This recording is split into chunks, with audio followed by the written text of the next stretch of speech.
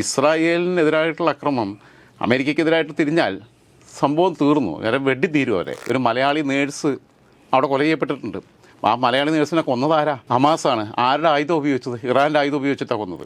ഈ CPM പറഞ്ഞ കാര്യത്തിൽ നമ്മൾ മൈൻഡ് ചെയ്യേണ്ട ആവശ്യമില്ല. കാരണം ആ CPM ഇപ്പോൾ എന്തുകൊണ്ട് പറഞ്ഞു എന്ന് ചോദിച്ചാൽ നിലമ്പൂരിൽ നിന്ന് ഒരു 10 വോട്ട് കിട്ടുവാണെങ്കിൽ കിട്ടിക്കോട്ടെ എന്ന് കരുതി പറഞ്ഞു എന്നുള്ളതിനപ്പുറത്തേക്ക് വേറെ വലിയ പ്രസക്തിയൊന്നും അതിനില്ല. സൗദിയിലെ സൽമാൻ രാജകുമാരനും ഇവരൊക്കെ വേണമെങ്കിൽ ബാത്റൂമിൽ ഇരുന്ന് ഉറക്ക പാട്ട് പൊട്ടിച്ചിരിക്കുന്നുണ്ടാവും. കാരണം എന്ന് വെച്ചാൽ ശരിയായി വരികയാണല്ലോ, അവർക്കിട്ട് ആക്രമിച്ചതാണല്ലോ. രാജൻഭായ് നമസ്കാരം. നമസ്കാരം. ഇസ്രായേൽ ഇറാൻ യുദ്ധം ഇങ്ങനെ മുറുകിക്കൊണ്ടിരിക്കുകയാണ്. പരസ്പര ആക്രമണങ്ങളും പ്രത്യാക്രമണങ്ങളും ഒക്കെ ആയിട്ട് ഇങ്ങനെ മുമ്പോട്ട് പോയിക്കൊണ്ടിരിക്കുകയാണ്. ഇറാൻ എത്ര ദിവസം കൂടെ ഇങ്ങനെ പിടിച്ചു നിൽക്കും, അല്ലെങ്കിൽ ഇസ്രായേൽ എത്ര ദിവസം കൂടെ ഇങ്ങനെ യുദ്ധം തുടരും? സിബിയുടെ മുഖത്തെ സന്തോഷം കാണുമ്പോഴേ ഒരു യുദ്ധത്തെക്കുറിച്ച് സംസാരിക്കുമ്പോൾ വളരെ ചിരിച്ചു പറഞ്ഞുകൊണ്ടിരിക്കുന്നു. കാരണം മൊത്തത്തിൽ പിന്നെ ഇസ്രായേൽ ഇറാനെ അടിച്ചതിനകത്ത് നമ്മൾ മാത്രമല്ല, ഇപ്പം ഐക്യരാഷ്ട്രസഭയിൽ പ്രമേയം കൊണ്ടുവരും, ഗൾഫ് രാജ്യങ്ങൾ അപലപിച്ചു എന്നൊക്കെ പറയുമ്പോഴും ഈ ക്യാമറയുടെ മുമ്പിൽ പിന്നെ പ്രസ് കോൺഫറൻസിനകത്ത് അപലപിച്ച് കഴിഞ്ഞിട്ട് ഒരു അകത്ത് കയറിയിട്ട് ഇവരെല്ലാം പരസ്പരം കെട്ടിപ്പിടിച്ച് സന്തോഷം പങ്കിടുക തന്നെയാണെന്ന് മനസ്സിലാക്കുന്നത്. കാരണം ഇറാന്റെ ശത്രുവൊന്നുമല്ല, അല്ല, ഇറാന്റെ ശത്രുക്കളെ ഇറാനെ ഭീതിയോടെ നോക്കിക്കാണുന്ന ദുബായിയുടെയും സൗദിയിലെ സൽമാൻ രാജകുമാരനും ഇവരൊക്കെ വേണമെങ്കിൽ ബാത്റൂമിൽ ഇരുന്ന് ഉറക്ക പാട്ട് പൊട്ടിച്ചിരിക്കുന്നുണ്ടാവും. കാരണം എന്ന് വെച്ചാൽ ശരിയായി വരികയാണല്ലോ, അവർക്കിട്ട് ആക്രമിച്ചതാണല്ലോ. അപ്പം പൊതു സമൂഹം, സുന്നി രാഷ്ട്രങ്ങൾ ആഗ്രഹിക്കുന്നതാണ് ഇസ്രായേൽ ചെയ്തു കൊടുക്കുന്നത്.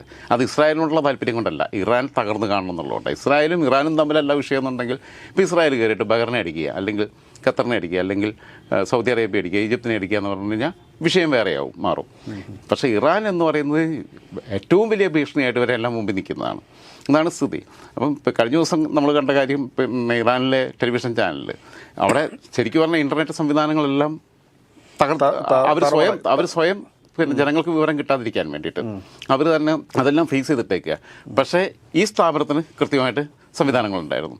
അപ്പോൾ അവർ വാർത്ത വായിച്ചുകൊണ്ടിരിക്കുമ്പോൾ അത് ലൈവായിട്ട് എയർ ചെയ്തുകൊണ്ടിരിക്കുന്ന സമയത്ത് ഭയങ്കര ആവേശത്തോട് കൂടിയിട്ടാണ് ഒരു പിന്നെ പെണ്ണുപിള്ള ഇങ്ങനെ പറഞ്ഞുകൊണ്ടിരിക്കുകയാണ്. കാരണം പൗരന്മാരെ ഉത്തേജിതരാക്കുകയാണ്, ഉദ്ദീപിക്കുകയാണ്. കാരണം നമുക്കൊന്നും സംഭവിച്ചിട്ടില്ല, ഇസ്രായേൽ തകരുകയാണെന്ന് ഇവർ പറയുന്നത്. മറ്റവർക്ക് പത്രവും വായിക്കാൻ കിട്ടുന്നില്ല, ഇൻ്റർനെറ്റും ഇല്ല, ഒന്നുമില്ല, മൊബൈലിലും വിവരം കിട്ടുന്നില്ല.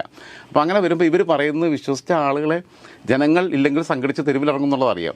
തീർച്ചയായിട്ടും അതാണ് അവർ ഉദ്ദേശിക്കുന്നത്. കൊണ്ട് ഈ കട്ട് ചെയ്യുന്നതിന്റെ ഉദ്ദേശം അതാണ്. കാരണം യഥാർത്ഥ പിക്ചർ അറിഞ്ഞു കഴിഞ്ഞാൽ ഈ ജനങ്ങളെല്ലാവരും കൂടി മറ്റേ വാളുമായിട്ട് തെരുവിലിറങ്ങി സർക്കാരിനെ അടിക്കുന്നില്ലേ? അതെ, പിന്നെ അങ്ങനെ. കാരണം അതിനുവേണ്ടി മനസ്സുകൊണ്ട് ആഗ്രഹിക്കുന്ന ആളുകളുണ്ട്, അവിടെ ഒരു വിപ്ലവം നടക്കണമെന്ന് ആഗ്രഹിക്കുന്ന ആളുകൾ. അപ്പോൾ എന്തായിരുന്നാലും ശരി, പിന്നെ അതുകൊണ്ട്. പക്ഷേ ഈ വാർത്ത വായിച്ചുകൊണ്ടിരിക്കുമ്പോൾ പെണ്ണുമ്പിള്ള ഭയങ്കര ആവേശത്തിൽ ആൾക്കാരെ രോമം കമ്പിയാക്കാൻ വേണ്ടിയിട്ടുള്ള പറച്ചിലാണ് പറഞ്ഞുകൊണ്ടിരിക്കുന്നത്. അതിനിടയിലാണ് കയറി പൂട്ടുന്ന സാധനം, 10 മിസൈൽ വന്ന് വീഴുന്നത്. പുള്ളിക്കാർ ഇതെല്ലാം കൂടെ വലിച്ചു കയറിയിട്ട് ഓട്ട അത് ലോകം മുഴുവൻ കണ്ടു. ഇപ്പം ഇങ്ങനെയുള്ള അവസ്ഥയിലാണ് നിൽക്കുന്നത്. പിന്നെ വേറൊരാൾ ഞങ്ങളുടെ അതേ ചാനലിൻ്റെ തന്നെ പിന്നെ അപകടത്തിൽപ്പെടാതെ രക്ഷപ്പെട്ട ഒരാൾ ലൈവായിട്ട് അതിൻ്റെ മുമ്പിൽ നിന്നിട്ട് ഞങ്ങളുടെ ചാനലിൻ്റെ ആസ്ഥാനം കത്തിപ്പോയെന്ന് പറഞ്ഞാൽ നടക്കടാ ശരിക്കും അവർക്ക് കത്തിപ്പോയെന്ന് പറഞ്ഞ് ലോകത്തോട് ലൈവ് പറഞ്ഞുകൊണ്ടിരിക്കുന്നു. ലോകരാജ്യങ്ങളോടെല്ലാം ഇടപെടാൻ വേണ്ടിയിട്ട് കയ്യും കാലും പിടിച്ച് പറഞ്ഞുകൊണ്ടിരിക്കുന്നു ഇവർ. പക്ഷേ ഇസ്രായേൽ അങ്ങനെ, കാരണം ഇവർ കിട്ടിയതും വാങ്ങിയൊന്നും ഉണ്ടായിരുന്നാൽ മതിയായിരുന്നു. ഇവർ പിന്നെ ചൊറിയാൻ പോവുകയാണ് ചെയ്ത്. ചൊറിയാൻ പോയപ്പോൾ ഇസ്രായേലിനെ ആഗ്രഹിക്കുന്നത് തന്നെ അവർ ടെലവീവിലേക്ക് കുറച്ചെണ്ണം വിടുന്നതിൽ എല്ലാം ഒന്നും അയൺ ഡോം ഉപയോഗിച്ച് അവർ വിടുന്ന ഷെല്ലും മിസൈലും എല്ലാം ഒന്നും 100 കണക്കിനെണ്ണം വരുമ്പോൾ എല്ലാം തകർക്കാനും പറ്റില്ല. അത്യാവശ്യം എല്ലാം നിർവീര്യമാക്കി അവർ തകർത്ത് വിടുന്ന അയൺ ഡോം സംവിധാനം ഉപയോഗിച്ചും. പക്ഷേ കുറച്ചെണ്ണം അവിടെ ഒന്ന് പൊട്ടുമ്പം വീണ്ടും തിരിച്ചടിക്കാനുള്ള ജസ്റ്റിഫൈ ചെയ്യുക അവർക്ക് അങ്ങനെ ന്യായം കണ്ടെത്താം. അവരിങ്ങോട്ട് വിട്ടിട്ടല്ലേ, അല്ലെങ്കിൽ ഞങ്ങളെ സിവിലിയൻസ് മരണപ്പെട്ടില്ലേ എന്നുകൊണ്ട് പിന്നെ ഇങ്ങോട്ട് അറ്റാക്ക് ചെയ്യുകയാണ്. അപ്പോൾ അവരുടെ എണ്ണ സംഭരണശാലകൾ, ബാക്കിയുള്ളത് ഈ റിഫൈനറീസ്, ഇതെല്ലാം തകർത്ത് കഴിയുമ്പം പിന്നെ ഇവരെന്ത് ചെയ്യും? പിന്നെ ഇവരുടെ അടുത്ത് മിസൈൽ ശേഖരം തന്നെ കുറഞ്ഞു തുടങ്ങുന്നുള്ളതാണ് മനസ്സിലാക്കേണ്ടത്. കാരണം അവരുടെ മിസൈൽ ലോഞ്ചിങ് കേന്ദ്രങ്ങളെല്ലാം ഇവർ കുറേ എണ്ണം തകർത്ത് 3-4 സ്ഥലങ്ങൾ തകർത്ത് കഴിഞ്ഞു. അപ്പോൾ ഇവർക്ക് വിടാനുള്ള ശേഷി കുറഞ്ഞിട്ടുണ്ട്. മറ്റൊന്ന്, ഇവരുടെ ആയുധ ശേഖരം എന്നൊക്കെ പറയുന്നത് ഇവരുടെ അടുത്ത് ഇഷ്ടംപോലെ ആയുധങ്ങളുണ്ടായിരുന്നു. പക്ഷേ ആയുധങ്ങൾ കുറേ ഹൂതികൾക്ക് കൊടുത്തു, കുറേ ഹിസ്ബുള്ളയ്ക്ക് കൊടുത്തു, കുറേ ഹമാസിന് കൊടുത്തു. ഇതെല്ലാം കുറേ ഇവരുടെ സ്റ്റോക്ക് അത്യാവശ്യം തീരാറായി, കട പൂട്ടാനായിട്ടുണ്ട് സംഭവം. അപ്പോൾ കുറച്ച് ദിവസം ഇങ്ങനെ വാണം വിട്ട് കളിക്കുന്നല്ലാതെ അത് കഴിയുമ്പോഴത്തേക്ക് സ്ഥിതി മാറും. പിന്നെ ഇവർക്ക് പ്രത്യാക്രമണം നടത്താൻ, നമ്മൾ കഴിഞ്ഞ ദിവസം പറഞ്ഞ പോലെ പ്രത്യാക്രമണം നടത്തുക എന്ന് പറഞ്ഞാൽ ഇസ്രായേലിനെതിരായിട്ടുള്ള അക്രമം അമേരിക്കയ്ക്കെതിരായിട്ട് തിരിഞ്ഞാൽ സംഭവം തീർന്നു, നേരെ വെടി തീരും അവരെ. അപ്പം അങ്ങനെയുള്ള അവസ്ഥയിലാണ് അവർ പോകുന്നത്. പക്ഷേ നമ്മളെ ഇവിടെ നിന്ന് ഇനിയിപ്പം ഞാൻ കഴിഞ്ഞ ദിവസം പറഞ്ഞ പോലെ നമ്മളെ റെഡ് വോളണ്ടിയേഴ്സും ഒക്കെ കൂടെ അങ്ങോട്ട് പോകാൻ വേണ്ടിയിട്ട് CPM തീരുമാനിക്കും എന്നുള്ളത് എനിക്കറിയത്തില്ല. കാരണം തെമ്മാടി രാഷ്ട്രം എന്ന് ഇസ്രായേലിനെ വിളിച്ചു. ഹമാസ് കയറി അടിക്കാന്ന് പറയുമ്പോൾ ആലോചിച്ച് നോക്കുക. ഹമാസ് ഇസ്രായേലിനെ അറ്റാക്ക് ചെയ്ത സമയത്ത്, സിവിലിയൻസിനെ കൊന്ന സമയത്ത്, ഒക്ടോബർ 7-ാം തീയതി അന്ന് പിന്നെ കൊന്ന സമയത്ത് 2023 കൊന്ന സമയത്ത് ഇവരെവിടെ ആയിരുന്നു? അപ്പോൾ നിരപരാധികളല്ലേ കൊന്ന്? ആർമി ഉദ്യോഗസ്ഥരെ ഒന്നുമല്ല കൊണ്ടുവന്നത്. വഴിയെ കൂടെ രാവിലെ നടക്കാൻ ഇറങ്ങിയവരെ, ചായ കുടിക്കാൻ പോയവരെ, സ്ത്രീകളെ, കുഞ്ഞുങ്ങളെ, വൃദ്ധന്മാരെ കൊണ്ടുപോവുക. എന്നിട്ട് പിന്നെ ഇവർക്ക് പ്രായമൊന്നും പ്രശ്നമല്ലല്ലോ. പിന്നെ 9 വയസ്സുള്ള കൊച്ചിനെയും 99 വയസ്സുള്ള പിന്നെ മുത്തശ്ശിമാരെയും എല്ലാം ഇവർ റേപ്പ് ചെയ്യുക, ലൈംഗിക പീഡനത്തിനിരയാക്കുക. ഇമാതിരി കാടന്മാരാണ് ഇവരുടെ സ്വഭാവം. ഇപ്പോൾ നമ്മുടെ മറ്റേ റൺവേ സിനിമയ്ക്കകത്തൊക്കെ നമ്മൾ കണ്ടിട്ടുള്ള ഒരുപാട് കാര്യങ്ങൾ, അതൊക്കെ ഫാക്റ്റാണ്. അത് ISISന്റെ സമയത്ത് ഉണ്ടായിട്ടുള്ളത്. അത് തന്നെയാണ് ഹമാസിൻ്റെ അവരെ ഏറ്റവും വലിയ എന്ന് പറഞ്ഞു കഴിഞ്ഞാൽ ഡ്രഗും പെണ്ണും പിന്നെ ഇത് തീവ്രവാദം. ഇത് തന്നെയാണ് ഇവരെ ഒരു വിനോദമാണത്. ചോര കണ്ടു കഴിഞ്ഞാൽ സന്തോഷം തോന്നുവരാ. അപ്പോൾ അന്ന് അപലപിക്കാതിരുന്നവർ ഇപ്പോൾ കയറിയിട്ട് അപലപിക്കുക. ആലോചിക്കേണ്ട കാര്യമുണ്ട്. ഒരു മലയാളി നേഴ്സ് അവിടെ കൊല ചെയ്യപ്പെട്ടിട്ടുണ്ട്. ആ മലയാളി നേഴ്സിനെ കൊന്നതാരാ? ഹമാസാണ്. ആരുടെ ആയുധം ഉപയോഗിച്ചത്? ഇറാൻ്റെ ആയുധം ഉപയോഗിച്ചിട്ടാണ് കൊന്നത്. അപ്പം ഇന്ന് വരെ ഇസ്രായേലിൻ്റെ അക്രമത്തിൽ ഒരു മലയാളി കൊല്ലപ്പെട്ടിട്ടുണ്ടോ? ഒരു ഇന്ത്യക്കാരൻ കൊല്ലപ്പെട്ടിട്ടുണ്ടോ? ഇല്ല. അതാണ് നമ്മൾ ശ്രദ്ധിക്കേണ്ട കാര്യം. ഓപ്പറേഷൻ സിന്ദൂറിന് വരെ നമുക്ക് ആദ്യം ഉപാധികളില്ലാതെ സപ്പോർട്ട് ചെയ്ത പിന്തുണ പ്രഖ്യാപിച്ച രാജ്യമാണ് ഇസ്രായേൽ.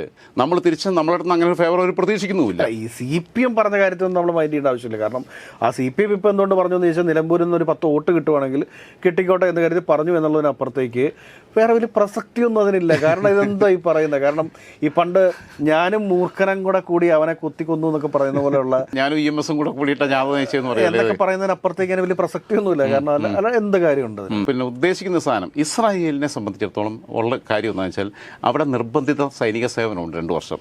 ഏതൊരാളും 18 വയസ്സാകുമ്പോൾ ആ സൈന്യത്തിൽ എല്ലാവരും അവിടെ സിവിലിയൻസ് എന്ന് പറയുന്ന എല്ലാം മിലിറ്ററി പിന്നെ ഭടന്മാരാണ്. അവരെല്ലാം 2 വർഷത്തിൽ അതിനകത്ത് നിർബന്ധിത സേവനമാണ്. അത് കഴിഞ്ഞിട്ടാണ് അവർ ബാക്കിയുള്ള തൊഴിലേക്ക് പോകുന്നത്. ആർമിയിൽ കണ്ടിന്യൂ ചെയ്യാൻ താല്പര്യമുള്ളവർക്ക് ചെയ്യാം. അപ്പം യുദ്ധത്തിൻ്റെ പിന്നെ മർമ്മം അറിയുന്ന, ആയുധങ്ങൾ ഉപയോഗിക്കാൻ അറിയുന്ന ആളുകളാണ് ഓരോ 18 വയസ്സ് കഴിഞ്ഞ മനുഷ്യനും. ഇവർക്കെല്ലാം കൂടെ എക്യുപ്മെൻറ്റ്സ് കൊടുത്തു കഴിഞ്ഞാൽ, അതായത് കരമാർഗം അവിടെ പോയിട്ട് ഇവർക്കൊന്നും ചെയ്യാൻ പറ്റില്ല. പറഞ്ഞ ആളുകൾക്കെല്ലാം ഷെല്ല് എങ്ങനെ വിടണമെന്നറിയാം, ഡ്രോൺ എങ്ങനെ ഓപ്പറേറ്റ് ചെയ്യണമെന്നറിയാം, ഇവർക്ക് മിസൈൽ പിന്നെ എങ്ങനെ വിടണമെന്നറിയാം. ഇതിനകത്തെല്ലാം വെൽ ട്രെയിൻഡ് ആയിട്ടുള്ള ആൾക്കാരാണ് ഓരോ സിവിലിയനും. അപ്പോൾ ഓരോ മനുഷ്യനും ഭടനായിട്ട് വരികയാണ്. അപ്പോൾ നമുക്കറിയാലോ, റഷ്യ അടിച്ചപ്പം ഉക്രൈൻ എന്ത് ചെയ്തു? ഉടനെ സിവിലിയൻസിന് തോക്കും കാര്യങ്ങളൊക്കെ കൊടുത്തു. അപ്പോൾ ഉമ്മാർ കയറി വരുമ്പം ബാത്റൂമിൻ്റെ ഉള്ളിൽ നിന്ന് വിൻഡോയുടെ ഇടയിൽ നിന്ന് പിന്നെ വെടി വരുന്നു, മരത്തിൻ്റെ മേളിൽ നിന്ന് വെടി വരുന്നു. അങ്ങനെയാണ് ഇവർക്ക് ഉദ്ദേശിച്ച പോലെ കീഴടക്കാൻ പറ്റാത്തത്. അപ്പോൾ കരമാർഗമുള്ള യുദ്ധത്തിലേക്ക് പോകാൻ ഇറാന് കഴിയില്ല. ഇറാൻ്റെ ആളുകളാരും ഇസ്രായേലിനകത്ത് നുഴഞ്ഞു കയറിയിട്ടുമില്ല. അവിടെ നിന്നിട്ട് ഓപ്പറേറ്റ് ചെയ്യാൻ പറ്റുന്നില്ല. മറ്റൊരാൾക്കാർ അവിടെ ഉണ്ട്. മറ്റൊരാൾക്കാർ അവിടെ ഇപ്പം എന്താണെന്ന് വെച്ചാൽ അത് ഇറാനികളായിട്ടുള്ള ആൾക്കാരും ഉണ്ട്. അപ്പോൾ സത്യം പറഞ്ഞു കഴിഞ്ഞാൽ ഇപ്പോൾ ആരാണ് നമ്മളൊപ്പം നിൽക്കുന്നത് എന്നുള്ള സംശയത്തിൽ, ഇപ്പോൾ കോൺഗ്രസിനകത്തൊക്കെ അഭിമുഖീകരിക്കുന്ന പോലെ ഇവൻ എൻ്റെ കൂടെയാണോ മറ്റേ ഗ്രൂപ്പിലാണോ എന്നുള്ള സംശയമുള്ള പോലെ ഇവൻ ശരിക്കും ഇറാനിയാണെങ്കിലും ഇവൻ നമ്മളൊപ്പം ആണോ എന്നുള്ള സംശയത്തിൽ, അതോ ഇവനൊക്കെ ഓരോ മനുഷ്യരെയും ഇവർ സംശയിച്ചുകൊണ്ടിരിക്കുക. മൊസാദിൻ്റെ ഏജൻറ്റുമാരാണോ, മൊസാദ് പൈസ കൊടുത്തവരെ പർച്ചേസ് ചെയ്തിട്ടുണ്ടോ എന്നുള്ളത്. കാരണം കൃത്യമായിട്ട് ലൊക്കേറ്റ് ചെയ്യല്ലേ എന്ന്. അവരുടെ റവല്യൂഷണറി ഗാർഡിൻ്റെ തലവനെ തീർത്തത് 4-5 ദിവസം മുമ്പ് ഇതിന് തുടക്കത്തിൽ തന്നെ ഫസ്റ്റ് ഡേ തന്നെ അറ്റാക്കിൽ തീർത്തു. അത് കഴിഞ്ഞപ്പോൾ അടുത്ത ആളെ കൊണ്ടുവന്നു അയാളെ പേര് ഞാൻ മറന്നുപോയി. അയാളെ കൊണ്ടുവന്ന് ഇന്നലെ അയാളെ തീർത്തു. ഇന്നലെ രാത്രിയിൽ അയാളെ തീർത്തു. 2ാമത്തെ ആളെ 4 ദിവസമാണ് ആ പദവിയിലിരിക്കാൻ ഭാഗ്യം കിട്ടിയത്. ഇതിപ്പോൾ ഭാഗ്യമായിട്ടല്ല, ഇനിയിപ്പം അടുത്ത ആളെ ആക്കാമെന്ന് പറയുന്നത് പിന്നെ ഇപ്പോൾ ഞാനും സിബിയൊക്കെ ഇരിക്കുകയെന്ന് കൂട്ടിക്കുക. നമ്മളെല്ലാം കൂടി ഇരിക്കുമ്പം നമ്മളോട് വന്നിട്ട് ഇപ്പോൾ പറയുകയാണ്, പിന്നെ ആയത്തുള്ള കൊമേനി വന്നിട്ട് പറയുകയാണ് നമ്മളൊക്കെ അവിടുത്തെ പൗരന്മാരെന്ന് കൂട്ടിക്കോ. അടുത്തതായിട്ട് പിന്നെ എന്നോട് പറയാണ് നീയാണ് ഇനി സൈന്യത്തിൻ്റെ ചുമതല. ഞാൻ പറയാം എനിക്ക് സുഖമില്ല, സിബിയാക്കിക്കൊള്ളാൻ പറയുക. ഇതായിക്കഴിഞ്ഞാൽ ഉമ്മര് തീർക്കുന്നുള്ളത് അറിയാം. അപ്പോൾ ഇത് ഏറ്റെടുക്കാൻ പോലും പറ്റുന്ന, മുമ്പിൽ നിന്ന് നയിക്കാൻ പറ്റുന്ന ധൈര്യത്തിലേക്ക് അവർ പോവില്ല. പിന്നെ അല്ലെങ്കിൽ പിന്നെ ഈ സുണാപ്പികളെയൊക്കെ പോലെ തന്നെ പിന്നെ അതിനിടയിൽ മരണപ്പെട്ടാൽ നേരെ ഉടലോടെ സ്വർഗത്തിൽ പോകാമെന്നൊക്കെ കരുതുന്ന രീതിയിലുള്ള വിദ്യാധാരണയുള്ള ഏതെങ്കിലും പൊട്ടന്മാർ വന്നെങ്കിലുള്ളൂ. അതെന്തായാലും ഇവർക്കൊന്നുമില്ല. കാരണം ഇവർക്കൊക്കെ എഡ്യൂക്കേറ്റഡ് ആണല്ലോ. ഇതിൻ്റെ തലപ്പത്ത് വരുന്നവർ പാവപ്പെട്ട പട്ടാളക്കാർ വേണമെങ്കിൽ അങ്ങനെയൊക്കെ ചിന്തിക്കുന്നവരുണ്ടാവും. ഇവർ ഹൈലി എഡ്യൂക്കേറ്റഡ് ആണ്, പിന്നെ പുറത്തൊക്കെ പോയി പഠിച്ചിട്ടുള്ളവരാണ്, ഹൈലി ട്രെയിൻഡ് ആണ്, കോമൺ സെൻസ് ഉള്ളവരാണ്. അപ്പോൾ അവർക്ക് മനസ്സിലാവും സംഭവം അപകടത്തിലേക്കാണെന്ന്. ബങ്കറിനകത്ത് ഇരുന്നിട്ട് വേണമെങ്കിൽ ആർമിക്ക് നിർദ്ദേശം കൊടുക്കും, ഇന്ന പോലെ എന്നുള്ളത്. പുറത്തിറങ്ങിയിട്ട് ഒരു കോൺഫറൻസ് നടത്താൻ പറ്റും അവർക്ക്. കാരണം ഇവരുടെ ഓൺലൈൻ സംവിധാനങ്ങളെല്ലാം തകർന്നു, നെറ്റ് മൊത്തം കുളമായി. ഉപയോഗിച്ച് കഴിഞ്ഞാൽ മൊസാദിന് ഇവരെ ലൊക്കേറ്റ് ചെയ്യാൻ എളുപ്പമാണ് സംഭവം വെച്ചിട്ട്. വെറും പേജറല്ലേ ഇവർ ഹിസ്ബുള്ളക്കാർ ഉപയോഗിച്ചുകൊണ്ടിരുന്നത്. അതല്ലേ പേജറുകളെല്ലാം ഒരു ദിവസം ഒറ്റയടിക്കും പൊട്ടിത്തെറിച്ചിട്ടല്ലേ 100 കണക്കിന് ആൾക്കാർ വലിച്ചത്, ഇവരുടെ ഹിസ്ബുള്ളയുടെ പിന്നെ ഓഫീസർമാരെല്ലാം. എന്തൊക്കെ സാധനങ്ങളായിരിക്കും ഇവരെ കയ്യിലിരിക്കുന്ന ഫോൺ, അവർക്ക് വിശ്വാസമില്ല. ഇത് ചിലപ്പോൾ പൊട്ടുമെന്നുള്ളതിന് ഇതിനകത്തും വേറെ എന്തെങ്കിലും സാധനം ഉണ്ടോ എന്നുള്ള പേടിയുണ്ടാവും. ഇവർക്ക് ഒരു ഓൺലൈൻ കോൺഫറൻസ് നടത്താൻ പറ്റില്ല. ഓൺലൈൻ കോൺഫറൻസ് നടത്തിക്കഴിഞ്ഞാൽ മൊസാദിന് വിവരം കിട്ടും, ഇവരെ ലൊക്കേറ്റ് ചെയ്യുന്നുള്ളത് അറിയാം, തീർക്കുന്നുള്ളത് അറിയാം. അപ്പോൾ സത്യം പറഞ്ഞു കഴിഞ്ഞാൽ ഇപ്പോൾ സിബി ഒരു കമാൻഡറാണ്, ഞാനൊരു കമാൻഡറാണെന്നുണ്ടെങ്കിൽ ഞാൻ എൻ്റെ വഴിക്കൊരു ഓപ്പറേഷൻ നടത്തുന്നു, ഇവിടെ വഴിക്കൊരു ഓപ്പറേഷൻ നടത്തുന്നു. കോർഡിനേഷൻ എന്ന് പറയുന്ന സാധനമില്ല. കാരണം ഓൺലൈൻ അല്ലാതെ നേരിട്ടിരുന്നിട്ടൊരു മീറ്റിംഗ് നടത്തി കഴിഞ്ഞപ്പോൾ നമ്മൾ ഓപ്പറേഷൻ സിന്ദൂർ നടത്തിയപ്പം നമ്മുടെ അജിത് ഡോവലും രാജ്നാഥ് സിംഗും നരേന്ദ്രമോദിയും ഒക്കെ എല്ലാ ദിവസവും അങ്ങോട്ടും ഇങ്ങോട്ടും കാണുന്നു, അപ്ഡേറ്റ് ചെയ്യുന്നു ഒക്കെ ചെയ്യുന്നു. അത്തരത്തിലുള്ള സംവിധാനത്തിലേക്ക് ഇവർക്ക് പോകാൻ പറ്റും. കാരണം ഒരുത്തൻ ഇവിടുത്തെ എറണാകുളത്തെ ബങ്കറിലാണ് കിടക്കുന്നതെന്ന് വെച്ചാൽ മറ്റൊന്ന് ഇടുക്കിയിലെ ബങ്കറിലാണ് കിടക്കണേ. ഇവർ തമ്മിൽ എങ്ങനെ കണ്ടിട്ട് പുറത്തിറങ്ങി യാത്ര ചെയ്യാൻ പറ്റുമോ? അപ്പോൾ എപ്പോഴേ സാധനം പൊട്ടുന്നതെന്നുള്ളത്. അപ്പം എന്താണെന്ന് വെച്ചാൽ അവരുടെ ഇടയിൽ കോർഡിനേഷൻ തകരും. ഇപ്പോൾ ഉള്ള സാധനം വെച്ച് ചെയ്തുകൊണ്ടിരിക്കുകയാണ് മാക്സിമം.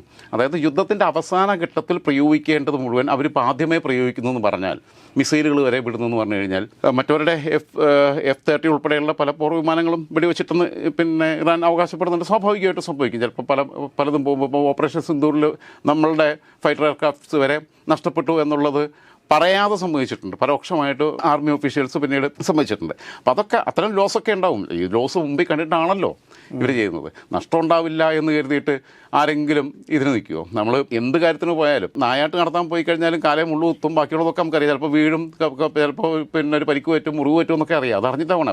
അപ്പോൾ അത്തരം ചെറിയ ഡാമേജുകൾ മാത്രമേ ഇപ്പുറത്തുണ്ടാകുന്നുള്ളൂ. അപ്പുറത്ത് തന്നെ അവരെ മർമ്മ പ്രധാനമായ സ്ഥലങ്ങളാണ് തകർക്കുന്നത്. സാമ്പത്തിക മേഖലയുടെ നട്ടെല്ലായിട്ടുള്ള സംഭവങ്ങളാണ് തീർക്കുന്നത്.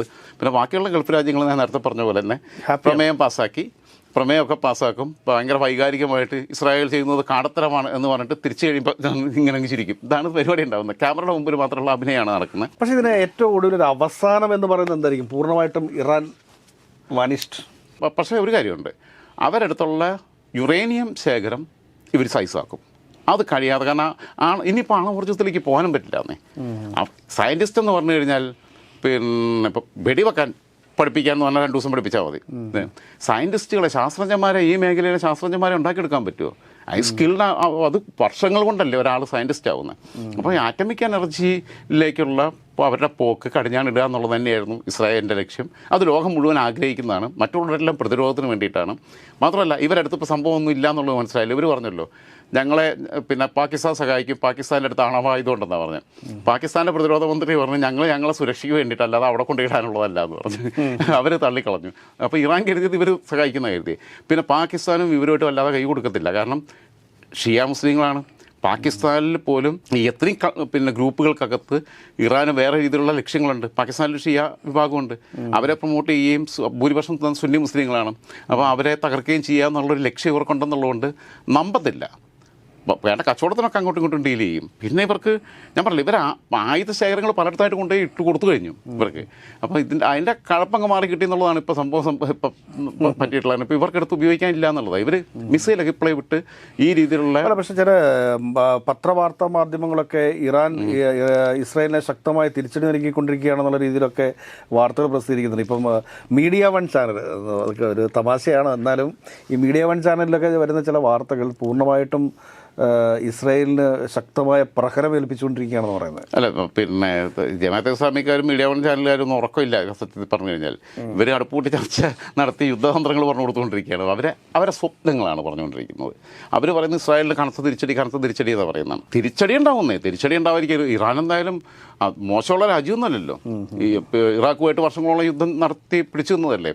ഹിസ്ബുള്ളെ പോലെയുള്ള പിന്നെ ഹൂതികളെ പോലെയുള്ള ഹമാസിനെ പോലെയുള്ള ഫോഴ്സുകളെ ഉണ്ടാക്കിയെടുക്കാൻ, വേറെയുള്ള രാജ്യത്ത് ഉണ്ടാക്കിയെടുക്കണം എന്നുണ്ടെങ്കിൽ അവർക്ക് നല്ല കഴിവുണ്ട്. അവർക്ക് ഇൻ്റലിജൻസ് സംവിധാനങ്ങളൊക്കെ ഉണ്ട്. പക്ഷേ ഇൻ്റലിജൻസ് സംവിധാനം എത്രത്തോളം പ്രാപ്തിയുള്ളതാണ് എന്നുള്ളത് ഈ സർജിക്കൽ സ്ട്രൈക്കിലൂടെ നമുക്ക് പുനഃപരിശോധിക്കേണ്ടി വരും. പിന്നെ ഈ മിസൈൽ കയ്യിലുണ്ടായിട്ട് കാര്യമുണ്ടോ? ഈ സാധനം മിസൈൽ ലോഞ്ചിങ് സംവിധാനങ്ങൾ തകർക്കുമ്പം അതിനകത്ത് 3-4 സംവിധാനങ്ങൾ തകർത്തുന്ന റിപ്പോർട്ടുകൾ വരുന്നത്. പിന്നെ ഉള്ളിടത്ത് നിന്നിട്ട് തന്നെ വേണ്ടേ?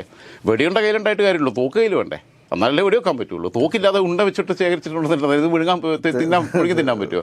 അപ്പോൾ ഇതൊരു വലിയൊരു അവസ്ഥയിലേക്ക് പോവുകയും അവരെ ആണവ ആയുധത്തെ അതിനെ നിർവീര്യമാക്കുകയും അതിനെ പിന്നെ നിരായുധീകരിക്കുകയും ആണവോർജ്ജം നിരായുധീകരിക്കുകയും ചെയ്യുക എന്നുള്ളത് തന്നെയാണ് ഇവരുടെ ടാർഗറ്റ്. അതിനപ്പുറത്തേക്ക് പോയാൽ ഞാൻ കഴിഞ്ഞ ദിവസം പറഞ്ഞതുപോലെ തന്നെ ആയത്തുള്ള ഗുമേനി തെറിക്കും. കാരണം ഇവരൊരു പക്ഷേ അവസാന ഘട്ടത്തിൽ ഇത്രയും അവിടെ ചാരപ്രവർത്തനം നടത്താൻ മൊസാദിന് കഴിയുന്നുണ്ടെങ്കിൽ അവരാളുകളെ വരെ കണ്ടുവച്ച് കാണുമല്ലോ. തീർച്ചയായിട്ടും സിവിലിയൻസിന് ആയുധം കൊടുത്താൽ എന്തായിരിക്കും? ആഭ്യന്തര കലഹത്തിന് വേണ്ടിയിട്ട് സിവിലിയൻസിന് ഇവർ ആമക്യുപ്മെൻറ്റ്സ് കൊടുത്തിട്ടുണ്ടെങ്കിൽ അതും അവിടെ പിന്നെ രഹസ്യമായിട്ട് ഇവർക്ക് വെയർ ഹൗസുകളില്ല എന്ന് പറയാൻ പറ്റുമോ? ഇപ്പം റഷ്യക്കെതിരെ ഉക്രൈൻ ലാസ്റ്റ് നടത്തിയ ഡ്രോൺ ആക്രമണങ്ങൾ അവരെ മണ്ണിനകത്തുന്നുണ്ടാ. ഈ നിർത്തിയിട്ട പിന്നെ വലിയ ട്രക്കുകൾക്കകത്ത് ഈ സംവിധാനമായിരുന്നു. ട്രക്കിൻ്റെ മേൽമൂടി ടാർപ്പായിട്ട് മൂടി ഇതങ്ങ് തുറന്നു കഴിഞ്ഞപ്പം സാധനം അവിടെ നിന്നാണ് വിട്ടത്. അങ്ങനെ ആ രീതിയിലുള്ള അറ്റാക്കിലേക്കൊക്കെ പോകാൻ ഞാൻ കരുതുന്നത് അവിടെ അവർ രഹസ്യമായി റിക്രൂട്ട് ചെയ്തിട്ടുള്ള ആളുകളുണ്ടാവും, ഈ റിബൽ മൈൻഡുള്ള ആളുകളുണ്ടാവും, യൂത്ത്സ് ഉണ്ടാവും. കാരണം അവിടുത്തെ സ്വാതന്ത്ര്യമില്ലായ്മയിലും ആയത്തുള്ള ഖൊമേനിയുടെ ഈ കാടൻ ഭരണത്തിലും അവർക്ക് എക്യുപ്മെൻറ്റ്സ് കൊടുക്കാൻ സ്റ്റോർ ചെയ്തിട്ടുണ്ടാവും. അത് ചിലപ്പോൾ വിതരണം ചെയ്താൽ അതൊരു വലിയ ജനകീയ വിപ്ലവത്തിലേക്ക് പോകും. ബങ്കറിൽ തന്നെ കിടന്ന് പട്ടിണി കിടന്ന് തീരും ആയത്തുള്ള ഖൊമേനിയും ടീമും എന്നുള്ളതാണ്. ഞാനിപ്പം മുന്നോട്ട് പോയാൽ, ഇല്ലെങ്കിൽ ഇവിടെ വെച്ച് നിർത്തേണ്ടി വരും അവർ.